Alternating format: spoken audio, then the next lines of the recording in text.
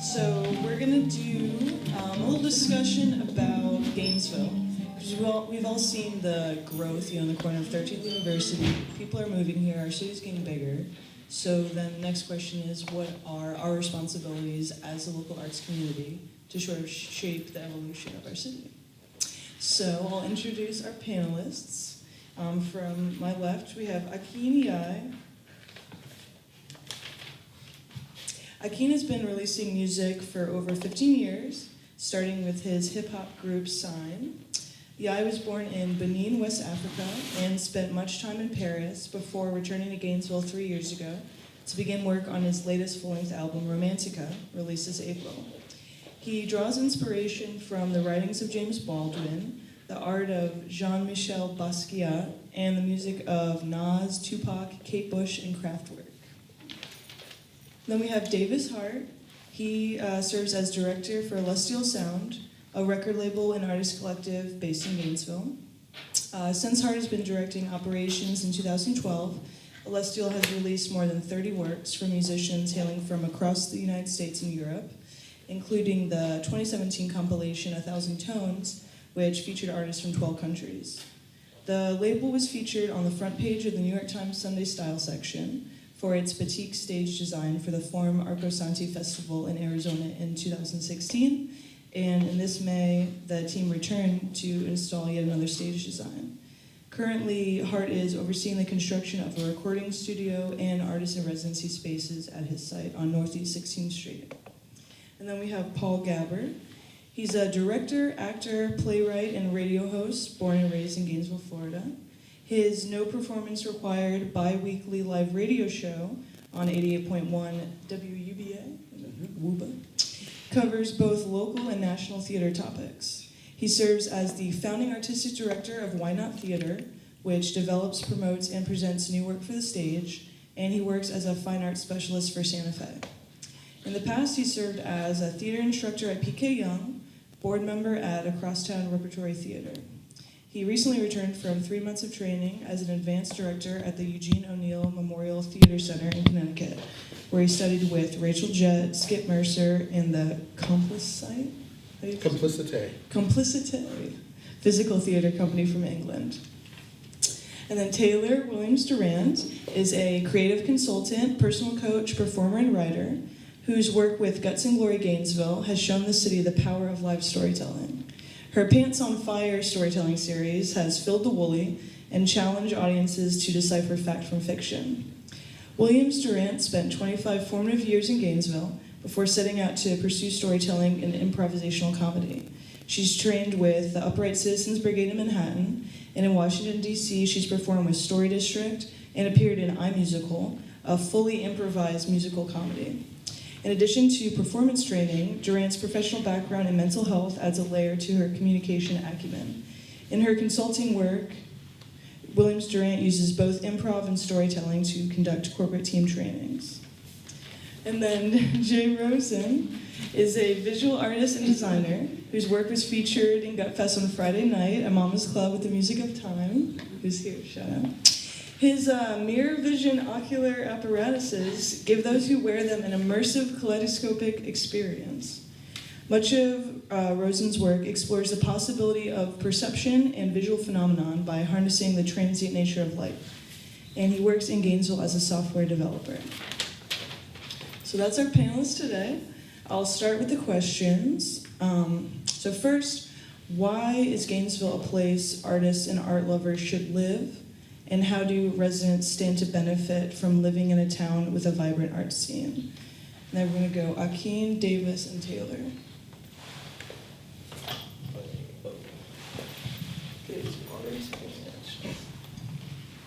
Thank you for that intro.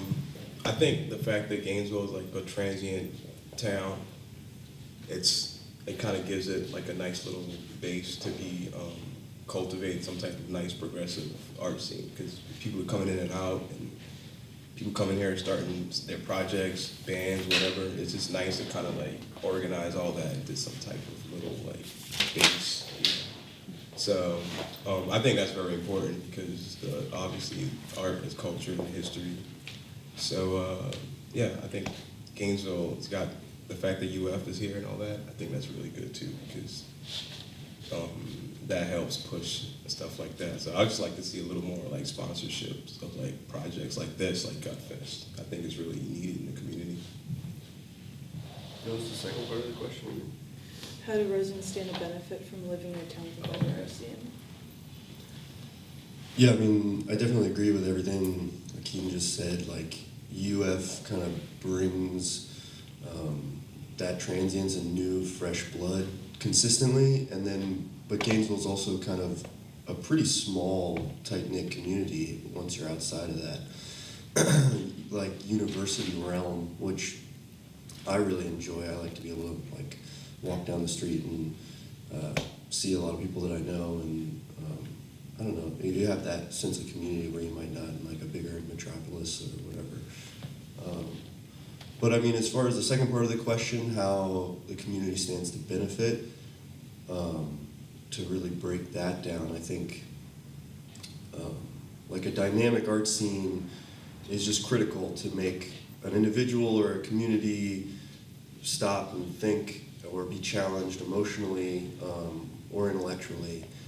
And if you don't have that element, then I think you get a sameness that a lot of American cities see, especially like the smaller ones. There's like this everywhere America element to a lot of towns that I see. I mean, I've toured a lot, so I see kind of that sameness exists all over the place. And when you get like a good art scene, it develops an identity and something that people can attach themselves to and say, yeah, I'm from Gainesville, and we do this, or, and they know what that means, I think. Those answers are hard to add to because it's really complete. And I think if I could add to it, I would say there's an accessibility factor here in Gainesville, both to artists and to residents, that's really unique. I haven't toured, but having lived in New York and DC, just bigger cities, there's a neat advantage in those places of just like there's so many things going on, right? But I sort of have come to feel that way about Gainesville, where every night there's sort of competition of which event you're going to go to because there's so much going on. However, I think like pricing wise and community building wise and openness, Gainesville has an advantage in that it's very accessible. Like the artists are easier to get to know. It's easier to get into shows. There's not as much competition. There's a lot more, just openness and excitement around the arts versus people being sort of cutthroat and trying to make a lot of money or be the coolest or the best or whatever. So there's a ton of support that goes along with the accessibility, and I think that's really an exciting thing to be a part of. Having grown up in Gainesville and been here for, I was here for 25 years, I think, before I left, people used to always say, if it wasn't for the university, Gainesville wouldn't even be on the map. And now, I mean, I understand what that still means, but I don't think that's true anymore. And you can tell people who live in big cities about Gainesville, and they're like, oh yeah, and everybody kind of knows. And I feel like, to me, intuitively, it feels a little bit like Austin, maybe like 15 years ago or something like that. I hate to even compare us to some other place because I think we own ourselves, but I think that kind of growth and excitement around who Gainesville is really neat and exciting.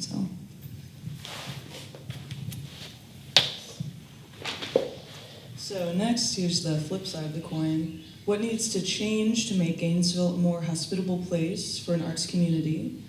And what does the local arts community need from the city to reach its goals? So for this, we're going to go Akin, Paul, and then Jay.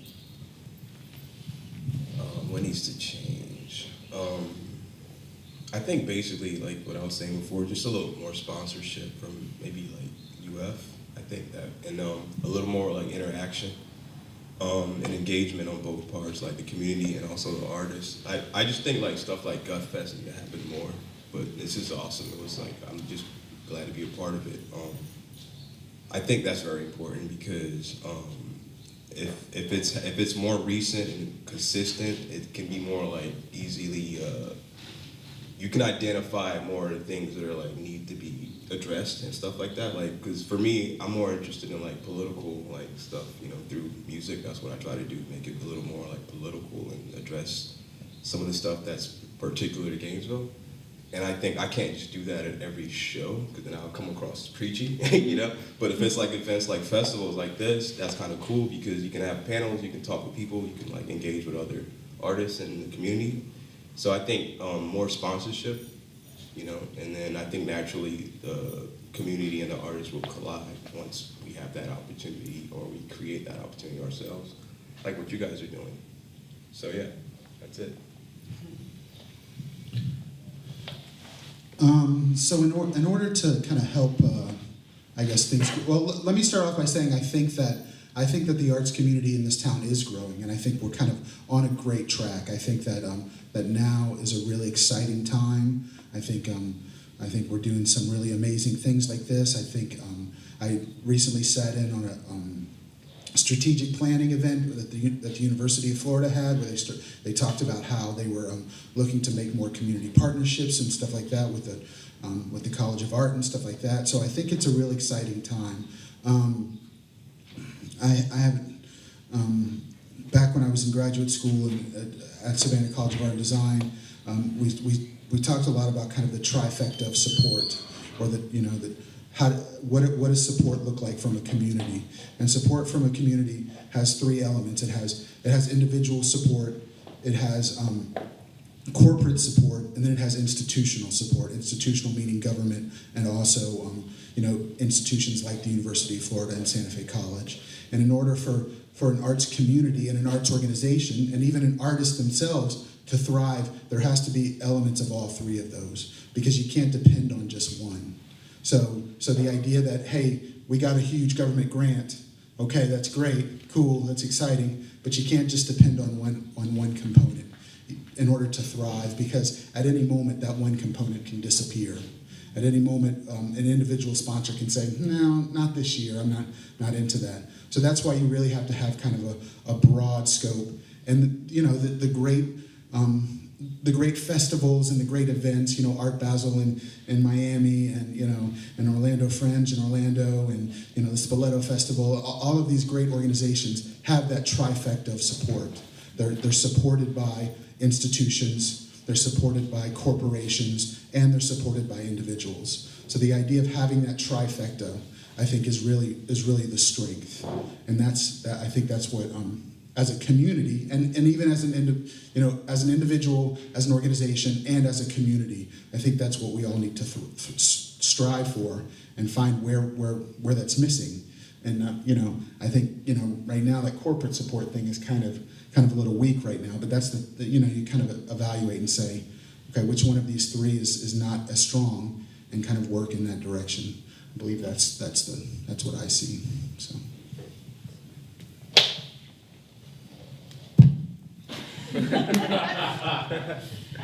What needs to change?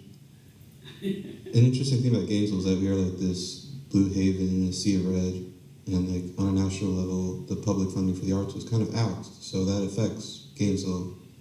What can Gainesville do if the United States is kind of through a little crisis of where do you find funding for the arts? We're trying to find steps in the right direction. I think 352 Walls is doing a great job of bringing international artists into Gainesville and helping our local artists create beautiful, vibrant murals all around the town. University of Florida is, of course, the center of Gainesville. And when people think of Gainesville, they think of, gators or the swamp. And there's that phrase, drain the swamp. But maybe if we drain the swamp in Gainesville, maybe it'll become more beautiful.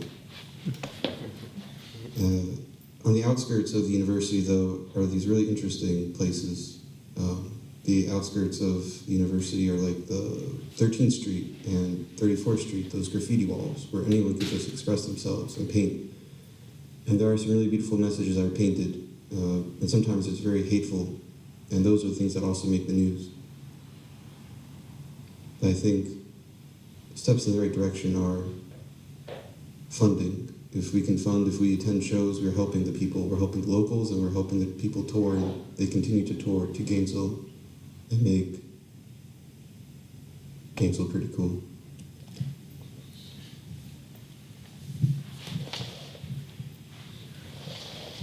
And so, what are the responsibilities of the members of the local art scene to shape Gainesville's growth?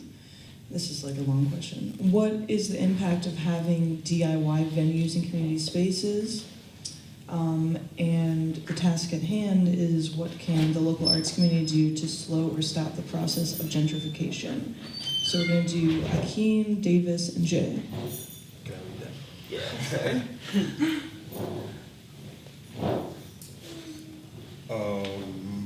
Okay, the first one, the responsibilities of the members of the local arts scene.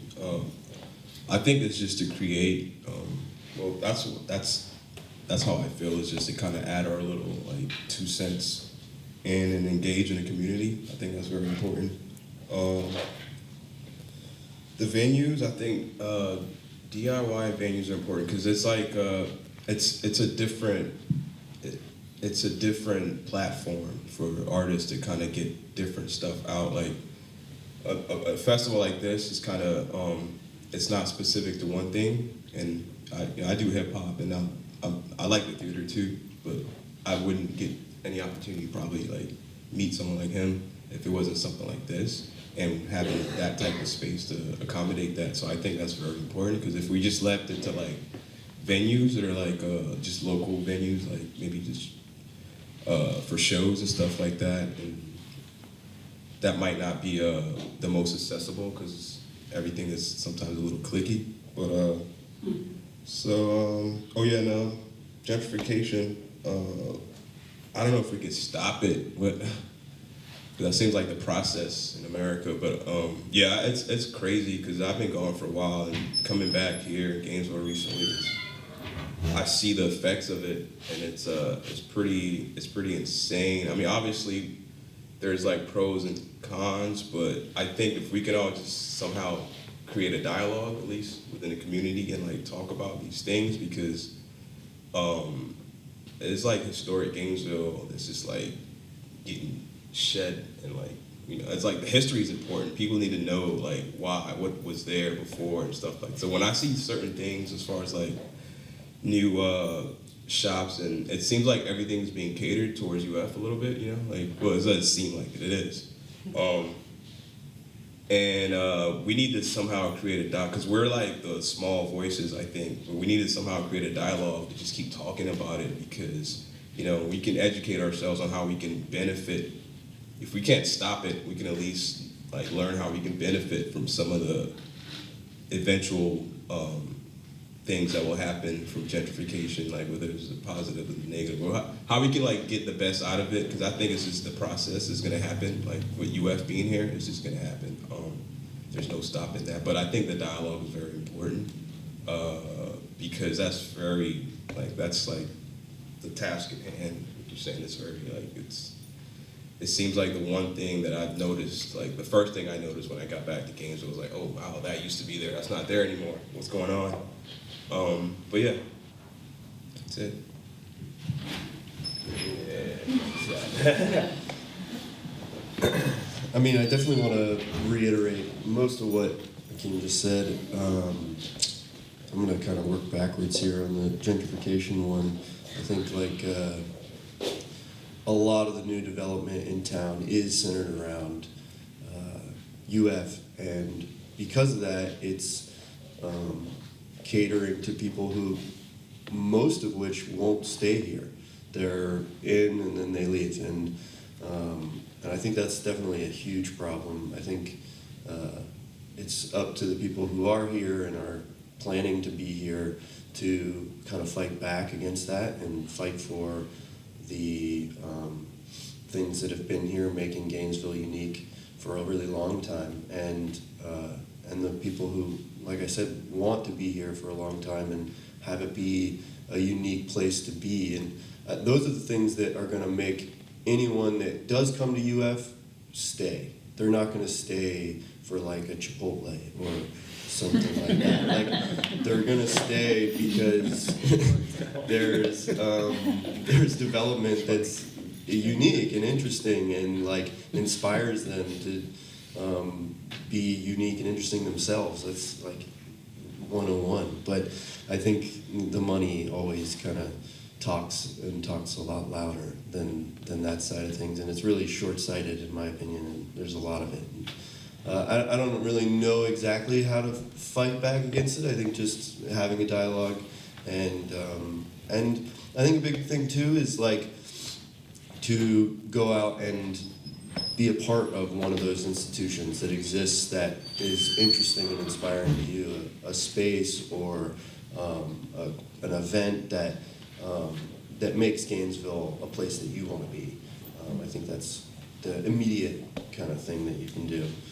The DIY spaces, I mean, as someone I've run DIY spaces for 10 years, I think those are the spaces. And there is an interesting, really complex like element to that too that contributes to gentrification. I don't think that we can really dive too deep into that, but like I think it's on people who run those DIY spaces to be really conscious of how they're affecting their community around them, to make sure that they're not just moving to a poorer side of town strictly for financial reasons, but to include that part of town and to be a voice for that part of town.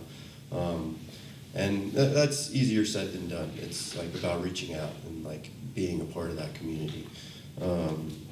But I do think DIY spaces are what make people attached to a place. I'm not saying that like a white wall space like this isn't important to the art scene or whatever, but it's a different thing. It's a different component of that. The responsibilities, I think I said that one. I think the immediate responsibility is to go out and start a space if you have the energy and means to run an event. If you like feel like you have an idea that isn't getting expressed in town, or to volunteer with somebody who is doing those things and help ease that burden, because it's not a financially driven endeavor, that's for sure. Who's the Jay? Thank you.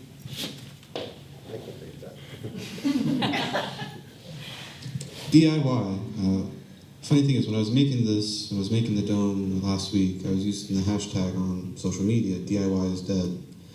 DIY is dead because not enough people are doing DIY, and I just want people to remember that you can make any of these yourself with tape and plastic. DIY spaces in Gainesville are really awesome. Across the street is underground, the Sun Center is something called the Gainesville Hackerspace.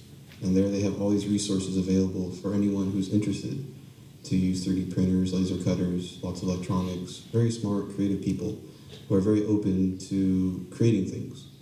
They have open house every Tuesday at 8 p.m. and you can just check it out. I mean, a lot of cool things that are happening in this town are like made new arts. The artist Hillary White helps foster children around this town, teaches them art and lets them create.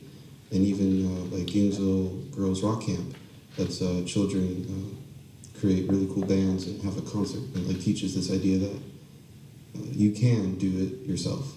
You don't have to necessarily get a service that's already made. You can create it your own.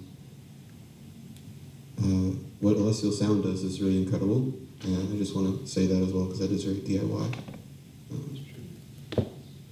And GUTFest as well is so DIY.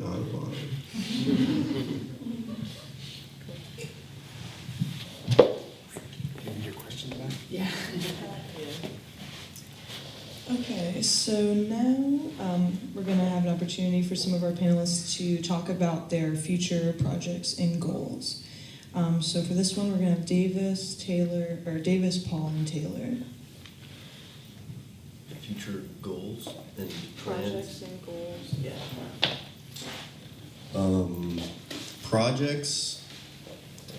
Currently, actually, just recently starting a new DIY space, despite the horrible decision I know that is. But we're going to, the curator of Gallery Protocol, which I think was a really important force in the community the last three years or so, just got a job in Virginia and left, and we will miss him. And so Celestial Sound decided to take over that space to try to keep it creative in that space, and not have it go to just straight up a retail use or whatever. So that's an immediate thing. We're going to be opening probably next month, on the other side on the 6th, over by Wards. And a little more long term is I've been working on a project over off Northeast 16th Avenue, on the east side of town, for 3 years.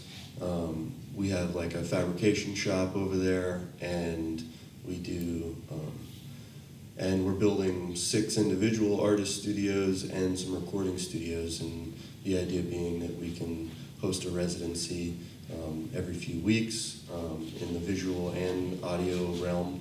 And I think the long-term goal there is to help artists have financially stable careers. I think I grew up with like an artist for a full-time artist for a dad, and which basically means I grew up really poor. And I think the thing he never really had was any help, basically, someone to guide him in all the things he wasn't very good at, like marketing himself or figuring out how to sell his work or whatever.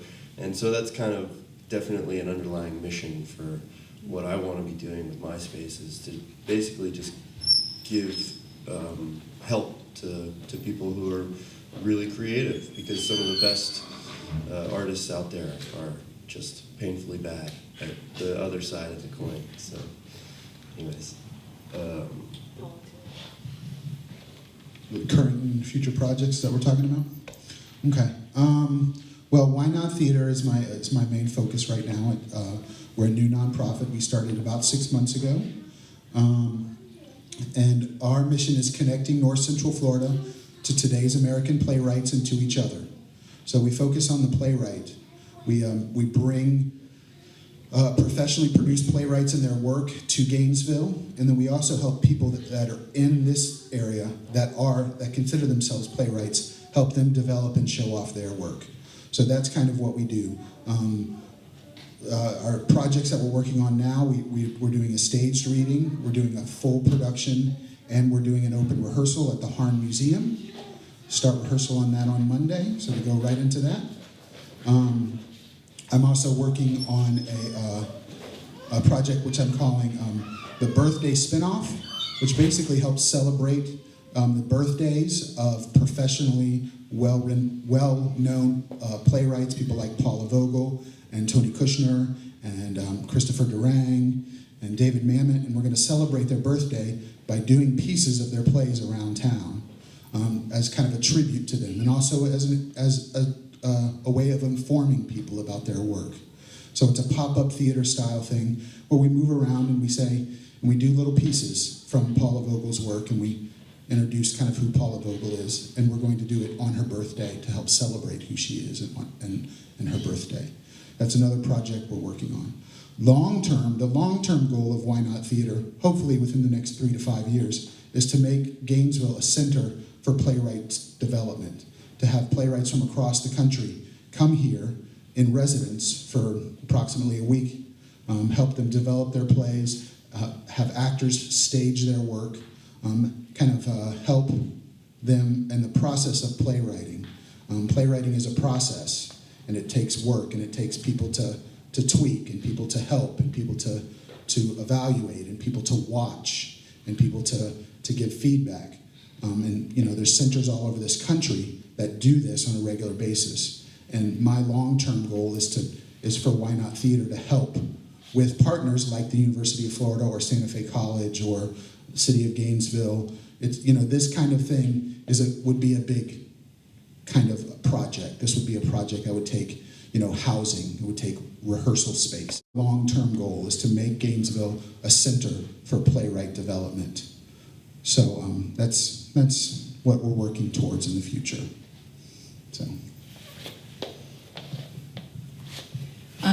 First of all, I just want to, I'm overwhelmed in this moment by how awesome this is, and that all of you are clearly doing such unique and powerful things for Gainesville and have such great visions for art. And I wish I could make eye contact with you right now. But we are. I know that we are in our hearts. Eye heart contact. I don't know. That's it. Or through the light or something. I don't know. So my gig is storytelling, and I feel like storytelling is important to me because it's basically what we're all talking about, or that's what I believe about it. And there's sort of like a common thread of humanity that can be found through our stories and how we share them. So I think, even when we're talking about DIY spaces and diversity and gentrification and all these things, we're looking to, you can hear stories all the time, like does anybody listen to The Moth or S-Town or Risk or Mortified and things like that? There's a lot of podcasts out there devoted to storytelling now.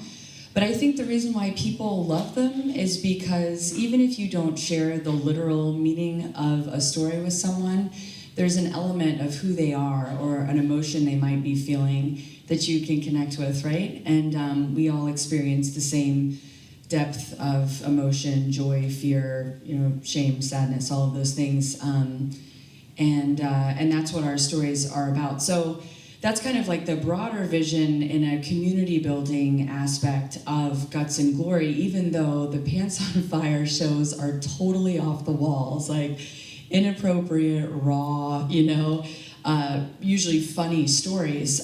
But so the goal is to continue with our Pants on Fire series. There's a lot of audience involvement, which we really like, to have the audience feel like they're a part of the show. And then the next phase is doing alternating months. With Pants on Fire, we're going to do more of a broad theme, like maybe the theme is love or coming home or transition or something like that. And those are going to be housed at Cypress and Grove Brewery, the newest one that just opened up. We have a dear shared friend who is part of that, the team behind that brewery. So I feel like not only are we trying to take a broader theme and a broader audience to that brewery, but we're very purposefully using the brewery to also uplift them and try to help them with their sales. And they're so community driven, and hoping that will bring other shows and performances to their space once people know that it can be used that way. So I feel like a lot of the vision of Guts and Glory is to empower people and build community, and also ties kind of what Paul said earlier about like the institutional, the corporate, and the personal. Is that what those three? Individual, yeah. Individual, yeah. And that's part of the reason I do corporate and even athletic team trainings at UF, is because I'm trying to unify people. So I think even if you bring storytelling and improv comedy into corporate companies, like they feel closer after that day. They want to share. They want to be more empathic with each other, be more vulnerable. So whether you're doing it in an office space or whether you're making people laugh on stage, there's this like shared element of humanity. I keep saying the same thing, but I'm excited about it. Yeah, and then we would have other goals too, like a podcast or collaborations between like a visual artist and a storyteller, where maybe as a storyteller is telling a story, a painter is creating a piece of work, and vice versa, and just a lot of collaboration.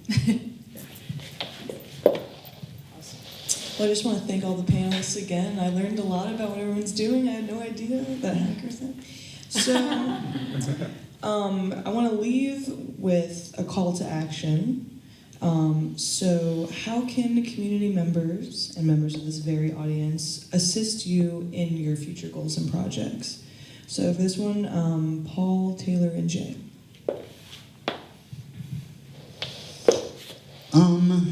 I think the call to action is not specifically about me, but I think about the community here. I think it's just important, and I think this has kind of been echoed throughout the room today, but it's real important for our artist community to support each other, ourselves. And I know that's a difficult thing. That's something that I struggle with myself, after working an 8-hour day and then, being in rehearsal all week, do I really want to go see this show tonight? I've been working, But the idea here and I struggle with it. I think about this a lot. I think about the idea that, hey, I want artists to come see me. So if I want artists to come see me, then, I would expect that I would go see artists. So it's that same kind of sense of, we kind of have a responsibility, I think, to support each other. Because it's just not, it's not we have to be there for each other, I think, especially during these tough times. And it's not an easy thing, but it's an important thing. And it's something I challenge myself with to say, okay, I'm going to go see this show, even though I've worked an 8-hour day and I've busted my butt, in the studio today for 12 hours, and I don't really feel like going, or I'm hot and sweaty or whatever. I'm going to go see this show because I would expect them to come see my show, and I just think that's important. I think it's a different mentality than if I was just a non-artist audience member, because and they're just kind of going to see their friends. But for us, it's a different kind of idea. It's the idea of we're in this together. We're in this fight together. We're in this fight for funding. We're in this fight for support.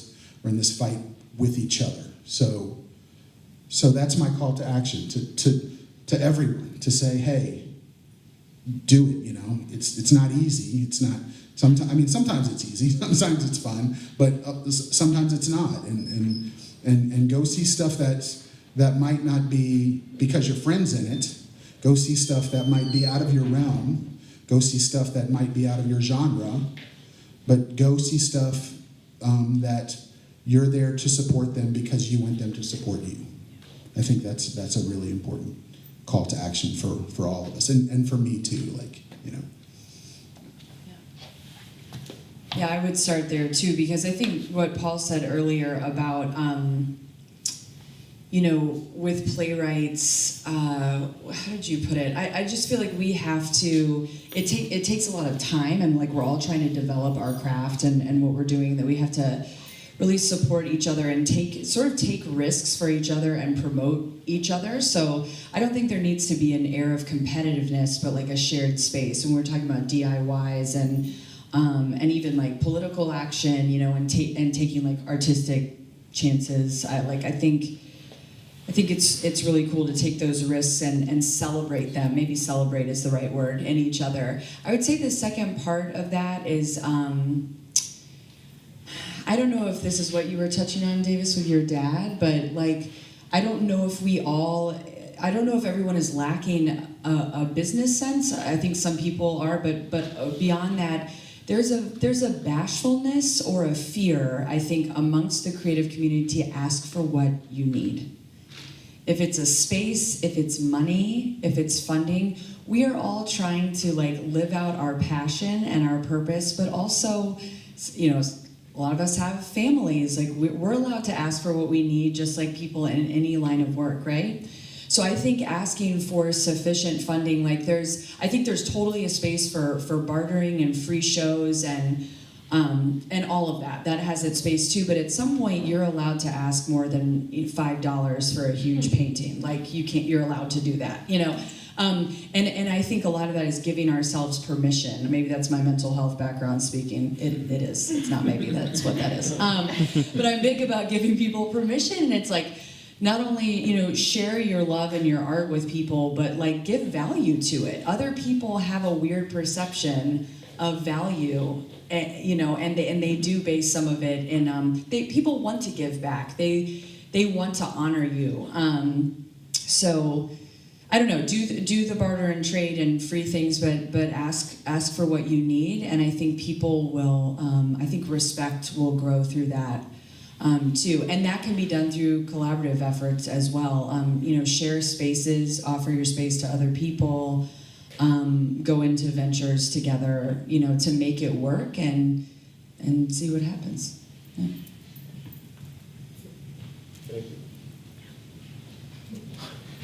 Yeah. So the call to action, the whole me with my endeavors in new directions. I'm gonna take this off. Turn the AC on. It was pretty hot in there. And by the way, this thing mirror vision, it only works when you interact with it. The wearer has a different perception. You all had a different perception. When I moved, you saw reflections of something else or of other people when you were looking at me, and that is really just you looking at yourself. To be direct, though, what can help me, a call to action, I would love to collaborate with Celestial Sound in like a mirror vision prototypes. And a call to action to time. My band over there, Michael and Sarah, thank you so much for spreading mirror vision all over America, and about to do so again, August 18th, as our kickoff tour, 25 states and Canada. And we return right after GUTFest. I believe the day is gonna be Halloween, and I think it would be pretty cool to have like a Halloween mirror vision costume party. So a call to action to everyone here. We're gonna have the coolest Halloween party this side of the hemisphere of Earth or Mars. More call to actions. Amy, Yes. you were the first person to ever see me wear mirror vision outside.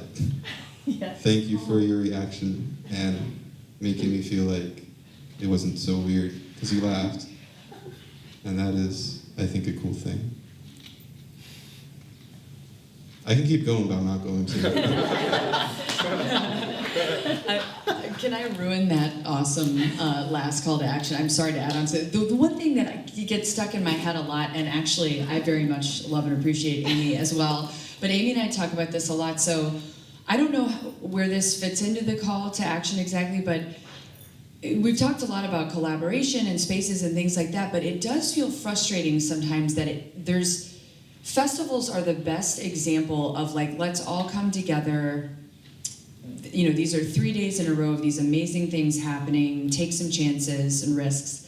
But then like, there's not a place in Gainesville or online or like whatever to find all of the arts events at one time. It feels so decentralized, and some of it is because it's like UF versus the rest of us or something, I don't know. I feel like people have reflected that feeling, but just, you know, even like the arts calendar is so incomplete, or, you know, it feels very decentralized. So I don't know where that fits into the call to action, but just like, is there something we can all think about and be very intentional about in uniting everyone and having one place where our community can go to and reliably find all the awesome things that are going on at one time. Because this is... Can I add? Yeah, we're gonna open it up to audience comments. Do you want the mic or? Now? You're opening it up? Yeah. Okay, sure. I think you can hear me. Well, I work at UF in the art department, and my name's Amy Freeman. And I just think that what you just said, the whole decentralization of all of the information. I've lived here now for 6 years. I'm just a visiting assistant professor for 6 years, so I'm not like official faculty. But I don't know Gainesville still, you know? And I'm in the middle of like, Jay was one of my students, amazing student. And I have a phenomenal degree of students that are amazing. But in terms of how UF is with the community, I mean, I think it's very different. So I'm just finding out a ton of stuff about Gainesville now. So that is a problem, right? I know more about Gainesville because I'm also a mother, and Fun for Gator Kids rocks, right? You go to Fun for Gator Kids, and every single event is on there that has anything to do with kids. We have nothing like that that is centralized for the arts, and I think that's a shame because it is such a big arts community with little hubs everywhere that are really phenomenal, and I find slowly as I venture out. Right? And people will always say things like, where has this been? You know, and like mine It's hasn't been- even been around for a long time, but so I'm talking about other things, or like even other venues, and it's like, it's been here, but people just don't know where to find it or look. I'd like to say, and I'm not like saying that I'm super knowledgeable, but I've been a part of kind of a lot of the strategic planning for the 352 Arts community, and putting together this whole strategic plan for the county and the city. And there is a 352 Arts website, And I'm not suggesting that this is complete, because it's not, but it was created with the intention that it would be complete, that it could be complete. And it's open and available, and it's just one of those things where I feel like if we made another one, you know, it's only going to be complete if the artists go and use it. So the resources are out there, and you know, the 352 Arts Calendar is available for people to submit events and profiles, and you can put a profile about your organization, you can put a profile as an artist, you can submit events that are on there, and then people go to it and look, and it's just one of those things where it's only going to be as complete as it is when people would, and I think that's the issue. I think the issue is that is not that the resource isn't out there, and it's the same. You know, there's also I think that I can't think of any off the top of my head, but there's probably several different. Gainesville Sun has another calendar. You know, there's several calendars, but the calendars are only going to be as useful as when people put stuff on them. That's my thought process. Who runs Fun for Gator Kids? Who does that? It's a private organization, I think. I don't know off the top of my head, but I know it's a private person who runs that thing. So. And it's because people submit. Yeah. There's events to it. Yeah. Right. Okay. Right. But it's just not in Gainesville. They have one in St. Augustine, they have one in Tampa, they have one in Orlando, and it's like a major hub for families and parents. Right. Do they make money off advertising, or they? I think they Yeah. do. So. I think so. Yeah. So that's my plug for 352 Arts is that it's you know, if we want a kind of hub for our organization, I think that's probably the best place to start. That's my plan. So now we're going to go to Faye Williams, who runs Mama's Club. I don't know if you guys are phone. Oh yeah.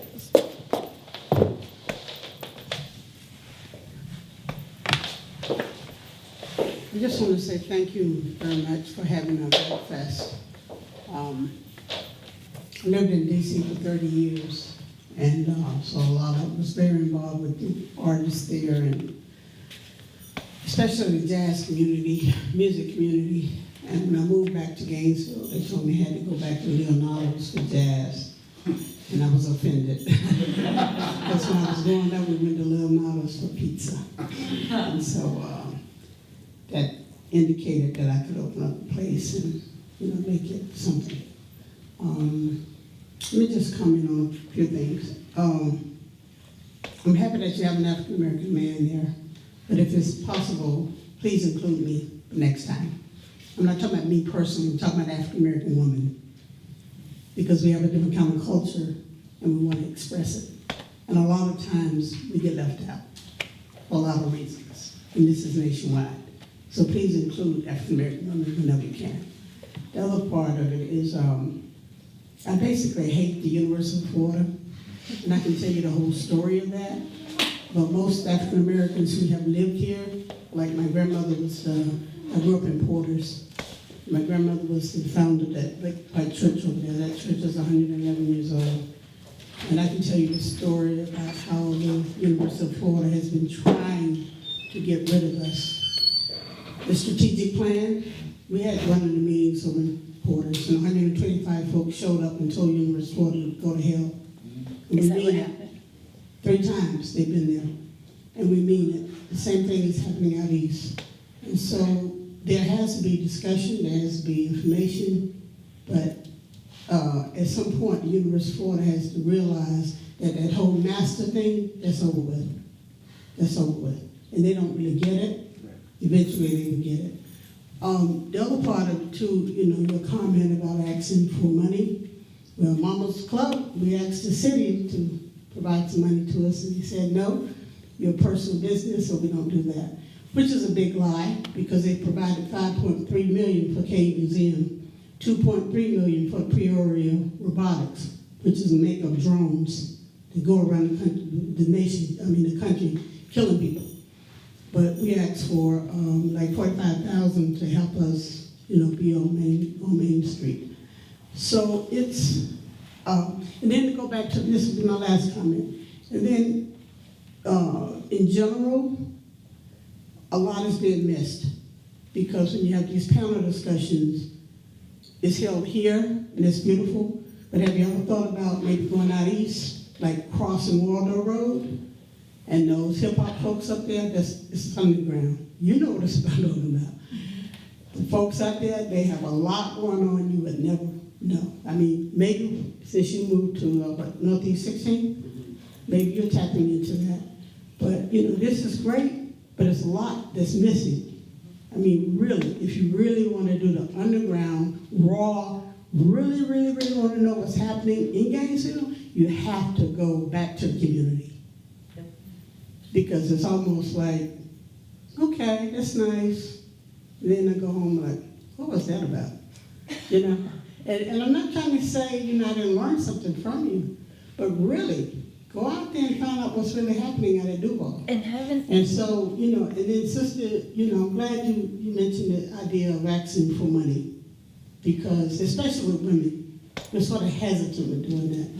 Well, I'm not hesitant. So if you have any money you want to throw to Mama's Club in GUTFest, do it, because we need it. Thank y'all very much.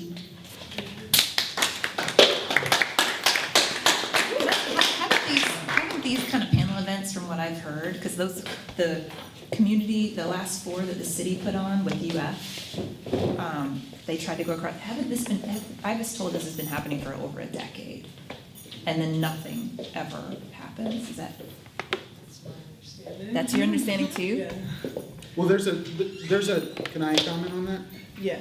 There's a difference between, there's the 352 Arts Initiative, and that's been going for over a decade. Yeah. And then there's also a new University of Florida strategic plan that has attempted to partner with the 352 Right. Arts Initiative. Right. And that has been very recently, within the past year.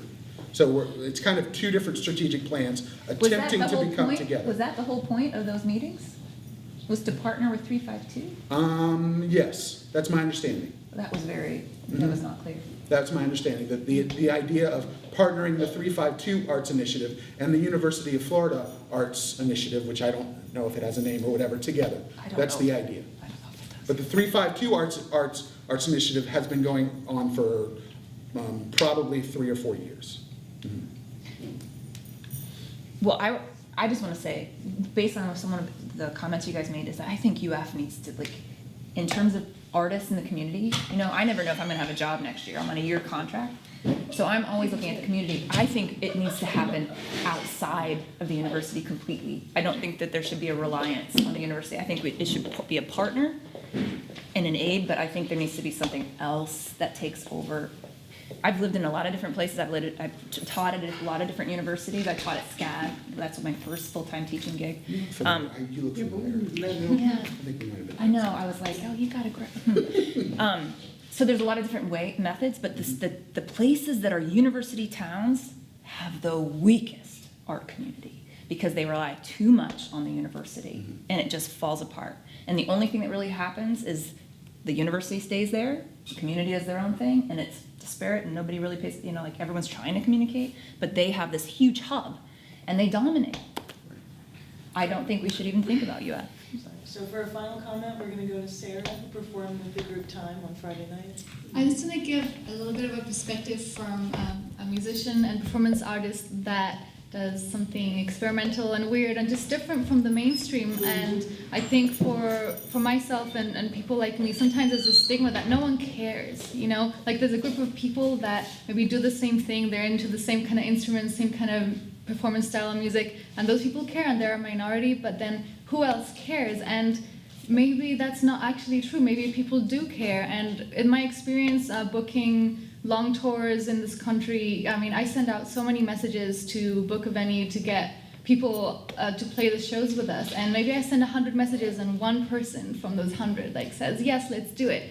But I think it's important for us to step a little bit outside of that stigma and realize that there are people who care. There are people who are just like you and want to bring something important for the community and want to share the art. And for example, GUTFest, we had just gotten back from a 2-month tour, and we're like, what do we do now? You know, we're home for a bunch of months, and I saw the ads, and I thought, this is such a great idea. And it was a theater festival. We're not theater. I mean, we write music, and we do like singing, dance performance, but we're not traditional acting. But it really was a good experience to just kind of get a little bit out of that, oh, well, what if people don't like it? What if they say no? And I think in the same way for advertising, a lot of times, like, there's so many amazing events, amazing musicians and performers from all over the country come here, and no one gets to know about it because no one really thinks, okay, maybe I can send the information to this paper or this, and no one's going to care. But maybe people will actually care if we just step a little outside that self-proclaimed like reclusion and just try. And I think that we will all find a better response sometimes than we hope for. So that's it. Well, let's give a round of applause for our panelists.